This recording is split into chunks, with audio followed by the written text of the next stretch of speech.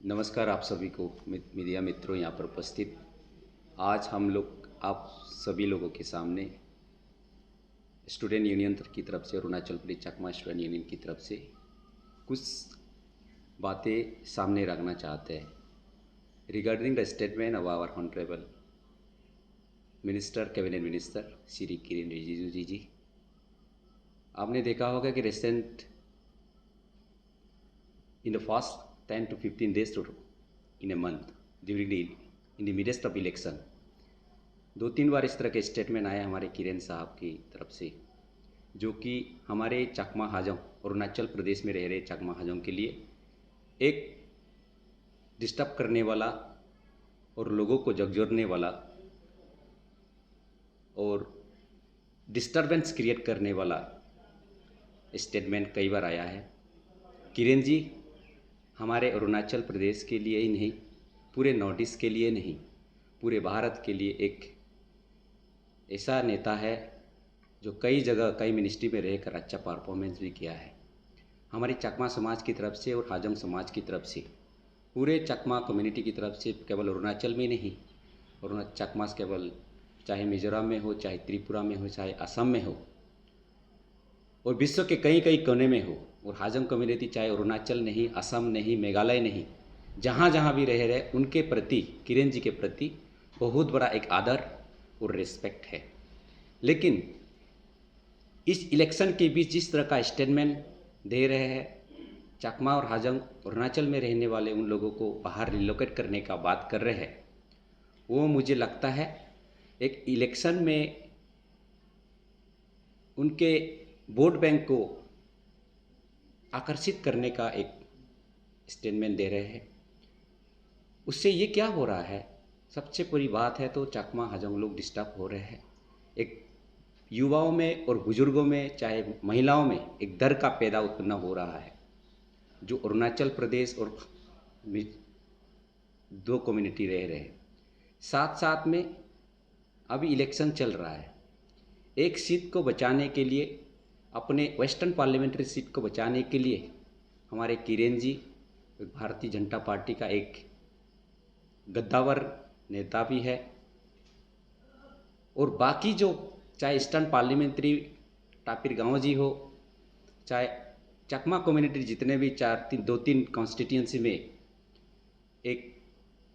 Role play करते हैं electoral politics में, उनमें भी बीजेपी को एक पीछे ले जाने का काम कर रहे हैं। और आज इस स्टेटमेंट को देखने के बाद असम से भी कई लोगों ने हमें कॉल करके पूछा कि किरेन रिजिजू इस तरह का स्टेटमेंट दे रहे हैं, और जो लोकसभा का इस तरह का पूरा इलेक्शन चल रहा है, इस तरह का चकमा लोगों को आने का प्रोपोजल जो दे रहे हैं, असम में एडजस्ट करने का इस तरह का बातें कर रहे हैं, पूरी असम कम्युनिटी, असम में रहने वाले कम्युनिटी इसको निंदा करते हैं। इस तरह का हम लोग को मैसेज मिल रहा है। उससे केवल किरण जी, चाहे वेस्टर्न पार्लियामेंट्री में शायद जो लोग इस इशू को समझते नहीं है, इस इशू के बेस पे वोट देते हैं, उनका दिल जीत सकते हैं, वोट बैंक उनका शायद कुछ मार्जिन से वो जीत भी सकते हैं। लेकिन जो भारतीय जनता पार्टी के लिए, चाहे ईस्टर्न पार्लियामेंट्री हो और कुछ विधानसभाओं में चकमा लोगों का जो वोट बैंक उसमें निर्णायक भूमिका में काम करने वाले हो, या असम में 14 पार्लियामेंट्री कॉन्स्टिट्यूंसी है, उनमें एक भारतीय जनता पार्टी को पीछे खींचने का काम कर रहे हैं। मैं आशा करता हूं किरेन जी समझ जाएंगे, और किरेन जी अपने वोट बैंक्स के लिए, लोगों को आकर्षित करने के लिए, अपनी सीट को बचाने के लिए दे सकते हैं, हम लोग मान सकते हैं। लेकिन इस परिस्थिति में, इस स्थिति में इस तरह का स्टेटमेंट हमारी दोनों कम्युनिटी उसको कंडेम करती है, और हम लोग मानने के लिए रेडी नहीं है। और लोगों को क्या समझा रहे हैं हमारे किरेन जी? किरेन जी कह रहे हैं कि सीए आने के बाद कोई भी बाहर का लोग अरुणाचल प्रदेश में यहाँ पे परमानेंटली सेटल नहीं हो सकते। That is absolutely correct. But उनको ये भी याद होना चाहिए कि 1964 में जिस तरह भारत सरकार ने एक डिफिनेट प्लान के साथ अरुणाचल प्रदेश बनने से पहले चकमा और हाजोंग लोगों को यहाँ पे किस परिस्थिति में और किन कारणों से यहाँ पे परमानेंटली सेटल करने का प्लान बनाया है, उनको भी थोड़ा स्टडी करना चाहिए और इतिहास को पढ़ना चाहिए। और ये कह रहे हैं कि चकमा लोगों को वो सीए लागू हो जाएगा, उनको उन्होंने भी एडवोकेसी पढ़ा है, लॉ भी पढ़ा है, लेकिन उनको ये लोगों को नहीं बता रहा है कि CAA हमारे 2029 में पास हुआ है, एक्ट बना है। उससे पहले जो भी उन्होंने पढ़ा होगा रेट्रोस्पेक्टिव लॉ, जो पिछले बार पहले कुछ भी चीज़ें हुआ है उसको आप चेंज नहीं कर सकते, एज इट इज़ रहेगा। यानी कि अरुणाचल प्रदेश में 1964 में जो चाकमा हाजोंग लाए गए थे,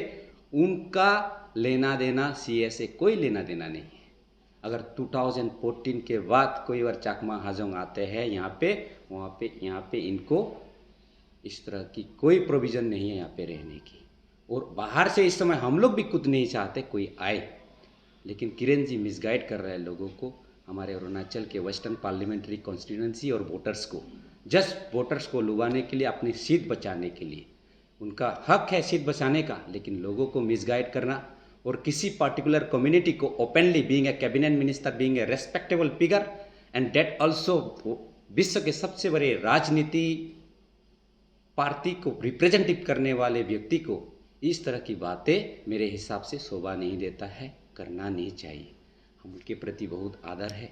रिस्पेक्ट है, पूरी कम्युनिटी बात करना चाहते हैं उनसे। दिल्ली में रहते हुए हमने भी कई दफ़ा मिला है,